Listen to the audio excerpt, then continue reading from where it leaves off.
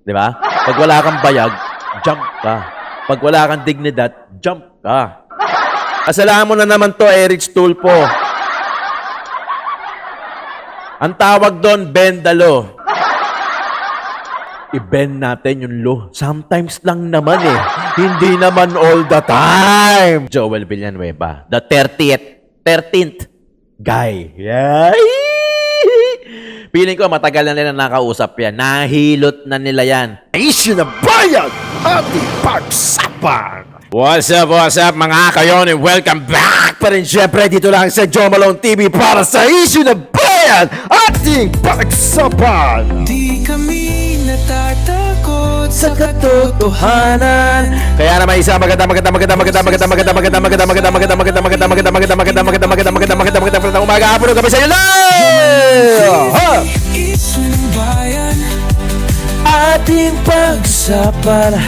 June 16, araw ng Martes, alas 9 dito sa atin, as mamaya lang alas 10, Blue Ribbon na! Katotohanan lamang. Para sa mamamayan. Pasok na mga suke, paborito ko to. Oo ang laban. Eto na. Hindi Puro drama, di rin chismisan. Lahat ng tanong may klarong kasagutan. Kasama ka rito sa diskusyon. Boses mo may halaga sa solusyon. laging alerto. Mapagmatsyag, truth ang hanap. Di kami nagtitinag. Walang palusot. Pasok na mga suke at bakbakan na natin itong mga inutil. Joe Malone TV. Issue ng bayan. Ating pag-usapan. Maraming salamat sa lahat ng sumusuporta sa DDS. Kinakampihan, sumasalamin sa katotohanan lamang. May views man o wala, tuloy lang ang issue ng bayan. Totoo ang laban. Walang kulay, walang kampi. Namiss ko eh. Balita, talakayan, katotohanan. Para sa bayan! Isang magandang umaga, hapon o gabi sa inyo lahat. Maraming salamat sa lahat ng viewers natin. Tuloy lang ang pasok mga kayon. Issue ng bayan. Paki-subscribe mga kayon. Paki-double check kung nakasubscribe na kayo. Kung hindi pa naman, paki-subscribe at paki-click na lang yung bell icon na yan. Kung bago ka rito sa channel natin at napadaan na itong issue ng bayan, itong DDS na to, ipinagmamalaki ko na DDS tayo talaga. At kung bago man kayo rito napadaan, sana tulungan nyo na lang ang kapwa nyo na supporter ng mga Duterte by hitting the subscribe button and click the notification bell para lagi kayong updated sa mga issue na yan. Mga kayo, sa description box natin sa baba, meron tayong mga backup channel dyan. So meron akong 3 backup. Yung unang 2 link yon ng Facebook natin at saka TikTok. Iba kasi yung ina-upload natin doon. Okay? Yung mga backup links natin, andyan dyan sa description box. Kung mahilig ka sa food trip, food vlog, mga iba't ibang klaseng cuisine, you can subscribe Tito ng Ina mo, Joe Malone Tito ng Ina mo, Tito Joe. Paki-subscribe, paki-click yung bell icon. Ang target goal natin dyan, maka-reach tayo ng 100,000 na subscriber. Meron tayong podcast dyan, apart from politics, kwento terong tito. Bigkasin nyo lang ng maayos at baka iba mabigkas ninyo. Tapos yung travel vlog natin is in Joe Malone Work Travel. Na-uploadan naman natin yan. Huwag kayong mag-alala, ha?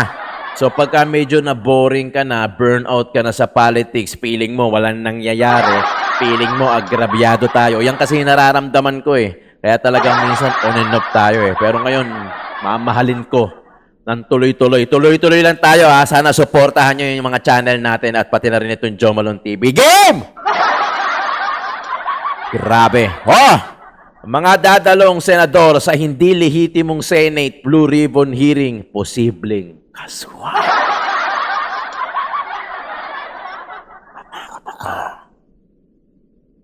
Matibay ka! Hindi, ginaya ko lang si Harold Respicio. Alright? Puta, lahat na may kaso Eto na naman tayo. Di ba? Mamaya ipapaliwanag sa'yo ni Senator Loren Legarda kung bakit sila yung lihiti mo. Okay? Madali namang intindi. Minsan, hindi ko maintindihan kung ayaw nyo ba talagang intindihin o nagtatanga-tangahan kayo since na okay at usong-uso sa SOCMED ang mga tanga. Di ba? Pansinin nyo yan. O, pagka tanga ka, sasakyan ka ng SOCMED. Kasi matutuwa yung comment section sa'yo eh. O, i-correct ka nila eh. Engagement yun. Di ba? Yun ang hindi ko kayang gawin. Yung tanga-tangahan. Di ba? Para lang sa engagement. May views man o tayo, may views man o wala, tuloy lang ang laban. Siyempre, maburnout ako. Tao lang ako eh. Magpapahinga ako, malulungkot ako, madidismaya ako, madidisappoint ako. Sa kahit sino namang content creator, pag mababa ang views, siyempre, ganun ang mararamdaman. Pahinga ka lang. Pahinga ka lang saglit, isip-isip ka lang saglit, then, well ulit. Gaya ng ginagawa natin. Di ba? Kayo, Diyos ko, yan ang ginagawa ninyo. Kakasuhan nyo lahat. Ewan ko. Yan ba utos sa inyo? Nang may kapal? Alam nyo na yun. Next. Dalawang senators jumping to Sherwin Gatchalian's block. Kita mo? Hindi nyo nga matawag na na majority block eh. Kaya ang tawag nyo, Sherwin Gatchalian's block. Dalawang senator pa. Alam mo naman, sabi ng comment dito, join or jump lang naman yun. Kaso o jump lang. Yun lang naman daw yun. So yung may kaso, jump ka. Di ba? Pag wala kang bayag, jump ka. Pag wala kang dignidad, jump ka. Di ba? Yun lang yun. Hindi umubra yung quorum nyo no? Hindi umubra yung quorum nyo. Kaya magkakaroon kayo ng special session. At ito, hula ko lang Hula ko lang. Okay? Hula ko lang. Ganda lang camera natin Sira yung camera ko puta. Wala pang isang taon. Pag nag-o-auto shutdown, tas nag-o-auto on, matic, tas hindi makapag-record, kaya nasira. So, bago tong gamit natin. Bagong luma. Okay, ganito yan Feeling ko Feeling ko matagal na lang nakausap si Joel Villanueva. The 13th guy. Yeah. Feeling ko matagal na lang nakausap yan. Nahilot na nila yan. Hindi lang nahilot, namasahe pa. Okay? Kaya nagpatawag ng special session. Kaya ang sinasabi ni Joel, aatin siya sa special session na yan. Kasi hindi umubra yung 12 Hindi umubra yung quorum Kasi kailangan talaga sobrang ng isa 13 talaga para maging majority kayo. 13, puta.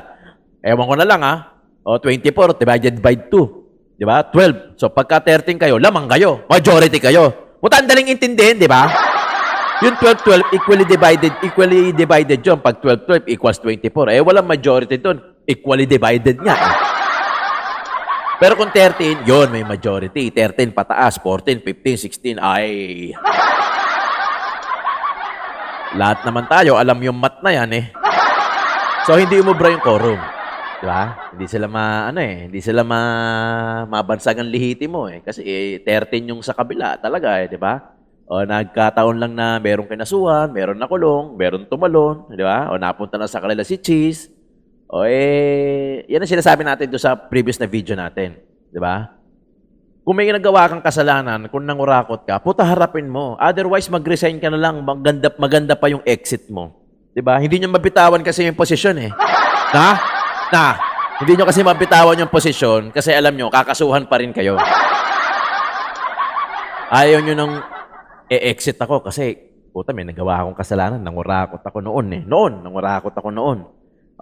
Kailangan akong pagbayaran to. Wala naman kayong ganung bayag Kaya, may aamin ba? Wala naman. Ito mo, lumakas yung ilaw ko.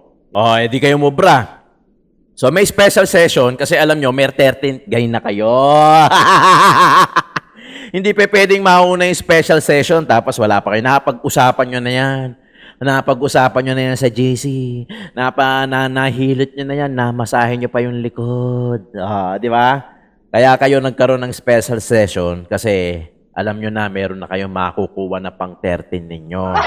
Kasi hindi umubra yung quorum nyo. Naging kolorum. Di ba? Okay. Ina nyo. Game. Ito yung paliwanag ni Senator Loren Legarda, Mga kapwa ko Pilipino. Malinaw na nakasaad sa konstitusyon. 1987. Walang sinumang senador Yan. ang maaaring lehitimong tumayo bilang Pangulo ng Senado batay lamang sa 12 boto. Yun! Ang linaw! Di ba? Maraming salamat, madam. Ito ay pinagtibay sa ilalim ng 1987 Constitution. Yun! Ang linaw nun. Diyos ko, Tagalog, ha? Sa Article 6, Section 16, Subsection 1 Ah. ng 1987 Constitution, Ah. the Senate shall elect its president by a majority vote of all its members. Ang ibig pong sabihin, Lahat. makakapaghalal lamang Ng ng bago. isang Senate Yes. President kung makakuha siya ng mayoryang Yun. boto ng lahat ng miyembro ng Senado. Yun! Eksakto. Kaya hindi umubra yung 12 na quorum. Oh, ang lumabas, kolorum. Ayon po sa konstitusyon, 24 ang kabuang bilang ng mga halal na senador. Oh, 24, ha? Baka hindi nila alam. Di ba? Baka 22 lang ang alam nila. 24 po kayong mga senador. Kaya naman, 13 po ang kinakailangan para magkaroon ng mayorya. Meron na! 13 na sila. Maniwala kayo sa akin. Oo, kaya nga nagkaroon ng nagkapatawag ng special session bukas, Wednesday, June 6 at 17, dahil for sure, meron na silang pang 13. Hindi naman kikilos yan, hindi naman bobo ng mga yan. Talagang may fallback na sila, may pang 13 na sila, kaya special session is the key. So I nominate to vacant all the position. Hearing once, ano pala yan? No motion. The motion is approved. Ganun. Tama ba? Tama ba? Nakalagay din sa alituntunin ng Senado sa Rule 2, Section 2, na the officers of the Senate shall be elected by the majority vote of all its members. Yon. Ang mga opisyal po ng Senado ay ang Senate President, Senate President pro tempore, Senate Secretary, at Sergeant at Arms. Yun. Hango at nakabase po sa ating konstitusyon Yan. ang mga alituntunin ng Senado. Yan. Kung kaya't tulad sa Senate President, boto rin ng mayorya ng lahat ng miyembro ng Senado ang kinakailangan upang Yun. magtalaga ng Senate President pro tempore, Yan. Senate Secretary, at Sergeant at Arms. Malinaw, 13 boto ang kailangan. Sabi din po sa Rule 15, Section 44 ng alituntunin ng Senado Yes. na except during the election of officers, a majority of the senators shall constitute a quorum. Yon. Simple lang po ang kahulugan nito. Iba po ang bilang na kailangan para sa quorum. Iba rin po ang bilang na kailangan para po sa eleksyon. Linaw. Kapag eleksyon po ng mga opisyal ng Senado, kailangan ang mayoryang boto ng lahat ng miyembro ng Senado upang sila'y mahalal. Yon. Kaya naman, sa kabila ng aking paggalang sa aking mga kasamahan, Yan. labag sa Yun. konstitusyon Labag at alituntunin ng Senado. ang nangyaring pagtatalaga ng Senate President pro tempore, Senate Secretary, at Sergeant at Arms. Linaw. Dahil 12 senador lang. lamang ang nasa plenaryo na bumoto. Sila lang yun di ba? Kulang ng isang boto para masabing mayorya ng lahat ng miyembro ng Senado ang bumoto para sa pagbabago ng liderato. Samantala po, sa chairmanship naman ng mga komite ng Senado, malinaw din ang saligang batas sa ilalim ng Article 6, Section 16, Subsection 2, kung saan sinabi na, a majority of each house shall constitute a quorum to do business. Ibig sabihin po, 13 senador din ang kinakailangan na kabilang sa sesyon ng Senado upang makagawa ng anumang opisyal na gawain o quorum. Kung kaya't, labag din po sa konstitusyon ang naganap na pagdeklarang bakante Ah, at pagtatalaga ng mga chairperson sa mga ilang komite. okay. Madalas pong binabanggit ang mga nasa minorya ang kasong Avellino versus Cuenco upang palabasing lehitimo ang naganap na takeover sa Senado. Pero hindi po maaring gawing shortcut ang Avellino upang pababain ang bilang ng mga senador na kailangan para sa quorum, sa eleksyon, at para magkaroon ng reorganization sa Senado. 1949 pa ang kasong ito at naganap sa ilalim ng 1935 Constitution. Puta, layo. Nagbago na ang ating saligang batas. 1987 na nga eh. 1987 Yes! Constitution na ang sumasaklaw po sa atin. Dito, malinaw na 13 ang kinakailangang boto para maghalal ng Pangulo ng Senado at parehong bilang din ang kinakailangan para sa pagboto ng mga opisyal. Linaw, oh. Hindi rin bago ang patakarang ito. Noong pang 1973 Constitution, Oh, hindi pa rin pasok. malinaw na ring nakasaad na ang Speaker ng National Assembly ay dapat mahalal sa pamamagitan ng mga mayoryang boto ng lahat ng miyembro. Kung tatanggapin natin na maaring basta-basta na lamang bawasan ang bilang ng mga senador na kinakailangan para sa eleksyon ng mga opisyal at pinuno ng mga komite, malaki ang magiging epekto nito sa operasyon ng mataas na kapulungan. Yes. So tuwing may mga senador na nagkakasakit, nasa abroad, pansamantalang wala sa session, na aresto, nadetina, at iba pang kadahilanan, maaring gamitin ang dahilan na ito Yes. para palaging mag-reorganize Yes! ng Senado. Pag nangyari po yun, hindi na representasyon ng taong bayan. Correct. Interes at issue ng panahon ang magtatakda kung sino ang nasa mayorya at mga opisyal ng Senado. Correct. Ang magiging labanan na lang ay kung sino ang makakapagbawas ng Dagdag. pisikal na Yes. presensya ng kabilang panig sa bulwagan. Dapat manatiling representasyon, interes ng nakarami, performance ng bawat isa, Galing. Linaw. at issue ng panahon ang batayan kung sino ang magiging mayorya at pinuno ng Senado.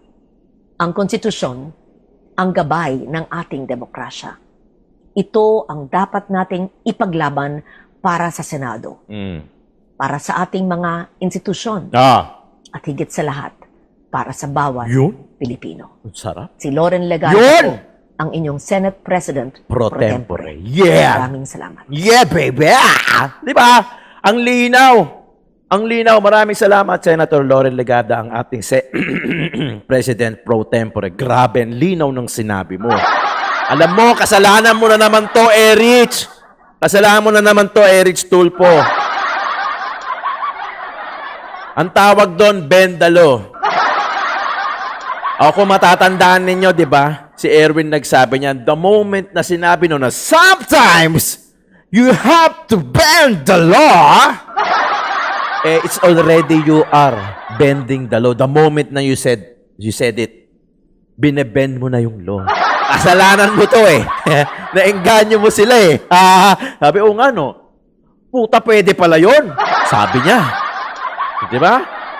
I-bend natin yung law. Sometimes lang naman eh. Hindi naman all the time. Kaya kasalanan mo to, Erich. Dahil dyan sa bend the law. Oh, hindi ako nagsabi nun ha. Ikaw ang nagsabi nun. In-emphasize lang natin ngayon. Kasi ikaw naman nagsabi nun eh. Kino-quote lang natin. Alam mo na. Di ba? Oh. Tatay na. Ang linaw ng sinabi, di ba? 1987, hindi 1937. 1987 Constitution. Malinaw yun, ha? Ang ganda ng paliwanag. Mukhang pinaganda ni Madam Senate President Pro Tempore yung gano'n, di ba? So, ibig sabihin, sila Sherwin ang lehitimo at legit. So, yung sa kabila, yung 12 na nagpupumilit na sila daw ang lehitimo. Alam mo, in fairness kay Senator Peter Cayetano, Kasi nung nagkaroon ng first hearing during sa Cayetano sa Blue Ribbon Committee, 'di ba, walang poster yung Senate of the Philippines. Wala din, hindi rin sila nag-live doon. Nag-live sila Cayetano sa kanilang mga personal pages account. Kay Morodante Marcoleta naka-live, Senator Padilla naka-live, Senator Amy, Alan Peter Cayetano, sila yung naka-live. Hindi naka-live doon sa Senate. And naiintindihan, in fairness to Senate President Peter Cayetano, na kung hindi sila sundin ng staff ng Senate, kasi siguro nga dahil may utang na loob o dahil pinasok siya ni ganito, so parang hindi na sinisi ni Senator Peter Cayetano na ako yung lehitimo nanalo by 13 votes of majority and I'm still the Senate President. Hindi niya na sinisi na bakit di nyo kami ni-live? Kanya-kanya na lang kami nagla-live ngayon, di ba? Kasi siyempre, yung iba nga daw doon sa mga staff, tumatanaw ng utang na loob, maybe na pinasok siya ni ganito, na nasa kabilang side, na ganito, na ganyan, na ganun. In fairness, hindi naman sinisi ni Senator Peter Cayetano, ganun dapat! Diba? So, gumawa lang na ng paraan si Senator Peter Cayetano. Actually, meron silang, meron silang Blue Ribbon ngayon. Actually, baka ngayon na yun, sa EDSA. Anong sinabi ni Matibag doon sa previous video natin? Na kung meron man a-attend na senador, posibleng kasuhan kasi kung sino yung a-attend na mga senador sa hindi lehitimong Blue Ribbon Committee, posibleng kasuhan. Nandun ha? Lehitimo nga Binoto nga ng majority Ang sinundan nga yung 1987 Constitution Ano bang Constitution yung sinusunod nung sa kabila? Ang linaw ng sinabi ni Madam Loren, 1987 Constitution. Yung Abilino na sinasabi nyo, 1937, 19 kopong-kopong pa yon. Ang sumasaklaw sa atin ngayon, ang Bible ng batas ngayon is yung 1987 Constitution. Hindi porket libre yung tanga, kakainin nyo at gagawin yung ugali at gagawin yung karakteristik nyo. Buha ka ng beats. You know? Totoo lang. Diba? Ang linaw, Pag hindi nyo pa naintindihan yan, ewan ko na lang. Next game. Sa gitna ng patuloy na tensyon sa Senado, iginiit ni Senator Alan Peter Cayetano na hindi usapin ng liderato ang ugat ng sigalo sa mataas na kapulungan, kundi ang umano'y pagtatakip sa investigasyon ng flood control scandal ng pamahalaan. Si Angel Pastor sa balita. Mariing itinanggi ni Senate President Alan Peter Cayetano na may kinalaman sa pag-agaw ng kapangyarihan ang kanilang paninindigan sa Senado. Anya, hindi ang liderato ang tunay na sentro ng sigalot sa mataas na kapulungan. Exactly! Sa kanyang Facebook post nitong linggo, June 14, sinabi ni Cayetano na kung simpleng labanan lamang para sa pagiging Senate President ang issue, maaari itong maresolba anumang oras sa pamamagitan ng boto ng mayorya ng mga senador. Ayon kay Cayetano, ang tunay na tanong ay kung bakit may matinding pagsisikap umano na pigilan ang paglabas ng katotohanan kaugnay ng malawakang anomalya sa flood control scandal ng pamahalaan. Kwenestyon din ng senador ang umano'y pagmamadali sa pagkontrol ng ilang komite sa Senado. Binanggit din niya ang umano'y pressure at mga pag-atake laban sa mga nagtatanong tungkol sa issue. Anya, sa halip na sagutin ng mga aligasyon at mga tanong na matagal nang hinihinga ng paglilinaw, iba't ibang usapin ang ginagamit para ilihis at mawala ang atensyon ng publiko. Gate pa ni Cayetano, matagal nang pinagplanuhan ng mga nasa likod ng sinasabing cover-up ang kanilang mga hakbang. Ayon sa kanya, nakapwesto na umano ang lahat upang mapanatili ang impluensya, maprotektahan ang mga interes at hindi mabunyag ang buong katotohanan. Dagdag pa niya, halos buo na umano ang pagtatakip sa issue at posible pang gamitin ang charter change upang lalo pang pagtibayin ng kanilang kapangyarihan at impluensya. Ayon kay Cayetano, kahit matapos ang usapin sa liderato ng Senado, mananatili pa rin ang mas malaking issue ng korupsyon sa flood control projects. Patuloy ring mararanasan ng publiko ang pagbaha tuwing umuulan habang nananatiling hindi na ipapaliwanag ang umano'y nawawalang pondo sa mga naturang proyekto. Patuloy rin anyang hihingi ng kasagutan at pananagutan ng taong bayan mula sa mga sangkot sa issue. Para sa Diyos at Pilipinas, kung mahal, Angel Pastor, SMNI News. Hindi niya pa bagets? No, not you. Not all of you. Yung mga nandito, kung may i-share nyo tong vlogs natin, i-share nyo, para mapanood ng mga palko, mga cooks. What hindi nyo pa rin ba nagigets? So, porket hindi kayo affected nung flood control issue, hindi kayo direct affected. Ang affected lang yung mga nasa probinsya, yung mga binaha, yung mga bubong na lang ang natira. So, wala na rin kayong pakialam. So, okay lang din kahit tanga kayo. It's not about the leadership. No, it's not about it. It's all about the flood control scandal. Puta, yun na lang yun. And remember, you remember ha, yung 12 ngayon, yung 12 ngayon na senador na nasa minority, lahat, I'm not so sure, pero karamihan dyan tatakbo sa 2028, magre-re-elect yan. Okay.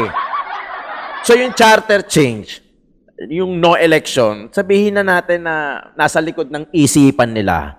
Medyo malayong mangyari dahil hindi papayag ang taong bayan. Pero pwede. Bendalo ang tawag dyan. Di ba? Okay, hindi kinokode ko lang yun. Kinokode ko lang. There's no one above the law except the bendalo. Except if you bend the law. Di ba? Utang na. Ano yan? Totoo. Di ba? No one is above the law. That's the fucking truth, you know? That's the fucking truth. There's no one above the law. But you know, sometimes, you have to bend the law. Di ba? Charter change. Okay, fine. Magre-re-elect yung ibang senador doon sa minority block sa 2028 Malapit na yan. I'm sure naman, kilala niya naman. Tandaan niyo yung mga pagbumuka. They will kiss your ass, you know? Para maiboto niya lang sila ulit. And sana mabalik yung manual. Mas okay tayo sa manual. Maniwala kayo sa atin. Matagal lang. Pero mas okay yung manual counting kaysa dun sa ganyan-ganyan. Ako. Computer? Nice. We all know that. Mga kayon, maraming salamat sa discussion natin for today. At sana hindi kayo nag-skip ng ads. Maraming salamat. Joe Malone TV! Siya ng bayan. Ating pag-usapan.